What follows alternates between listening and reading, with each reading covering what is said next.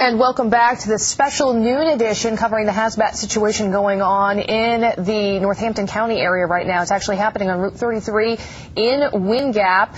Here's what we know so far. It all started around 3:30 this morning. A tanker truck carrying 33,000 pounds of the chemical hydrogen fluoride was involved in an accident on the highway. You're looking at a map of the area right now. So far, our camera crew still not allowed in that area.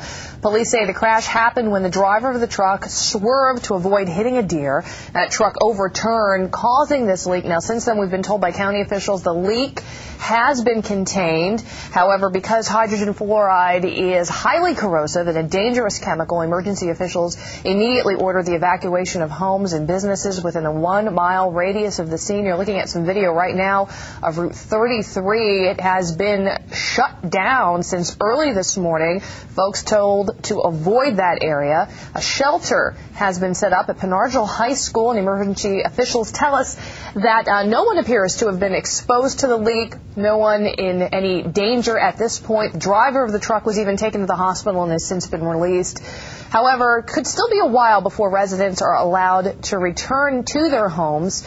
But I know just recently State Police delivered some good news to the folks at that shelter that they could be in a lot sooner than they had originally thought.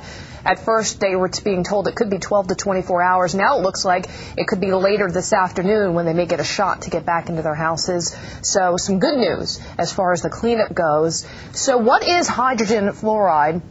Well, we're told it is a corrosive compound. That's what this truck was carrying. It is a colorless gas or a fuming liquid. It's extremely corrosive and a contact poison, meaning that it can be absorbed through the skin or through any other tissues that contact it. Symptoms will be accompanied by a burning sensation, visible burns on the skin. We're told that these are things you should look out for. However, once again, county officials tell us that it appears that no one is experiencing any of these symptoms at this point in time. We spoke with Bo Koltnow earlier. He was with a lot of the evacuees from that Wind Gap area at Penargil High School. We're going to check back with him again. And Bo, is that still the case, folks? Nobody really experiencing any of those symptoms as far as we know? That's right, Wendy. You know, I've talked to the superintendent of the school system here who's been kind of heading the shelter here at Penargil High School. They opened at 7:30 this morning. They've had about 200 people. About 60 of those have been senior citizens. We've talked with a number of them. No one has experienced any kind of any sickness or even noticed a smell this morning. Everyone said that they either heard a fire alarm go off at about 7:30 or they got this emergency phone call telling them that there's been an accident, and if you live within a 1-mile radius of Route 33 by a mile marker 17, that you have to evacuate. Some of the people told us that they had never even heard that before. They didn't really know if it was true or not, but then the police came, fire trucks came. People were bussed here. We did talk to some senior citizens this morning who said that the Penargil buses showed up right outside their apartment complex, brought them here to the shelter. They've had volunteers, 50 volunteers here, driving people back to their homes to get their medications, because a lot of elderly people rely on that medication. When they had to leave so soon, they weren't always able to get it. Now, again, you were just saying that there was thought that people might have to be evacuated anywhere from 12 to 24 hours.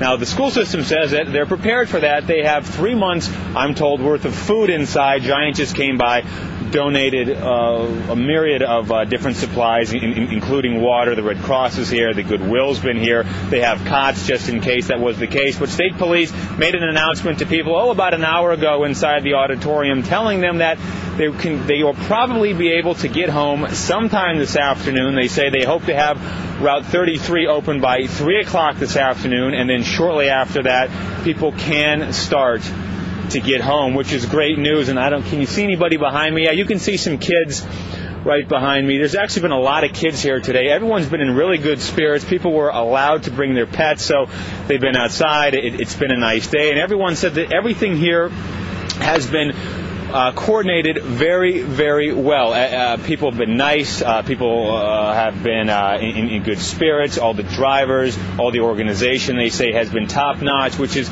really great practice because, luckily, as we were saying, nobody felt any ill effects from this. There wasn't a giant chemical spill.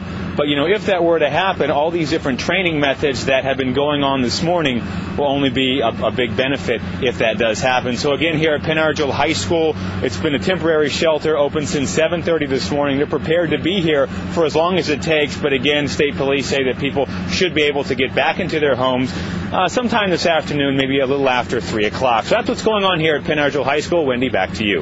All right, sounds like some good news out there for those folks. Yep. All right, thanks, Bo. We're going to take a quick break, and we'll be right back with the very latest on the hazmat situation in Northampton County.